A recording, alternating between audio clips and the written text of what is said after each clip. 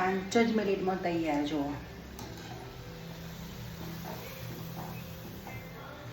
ગરમા ગરમ, એકદમ કડક કડક ને ગરમા ગરમ. આવું ખાવાની બહુ મજા આવે. જ્યારે ઈચ્છા થાય ને કે કંઈ પડ્યું નથી નાસ્તામાં, આવું બનાવી દેવાનું. ચા અંગાત પણ મજા આવે. આને તો એકલું ખો ને તોય મજા આવે.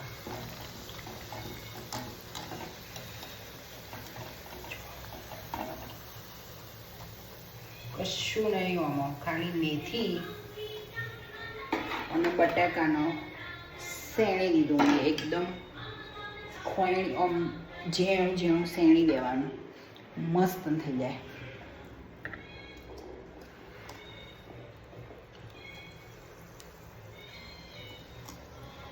મિત્રો વિડીયો ગમો તો લાઈક સબસ્ક્રાઈબર કરજો પ્લીઝ. Thank you. જય માતાજી.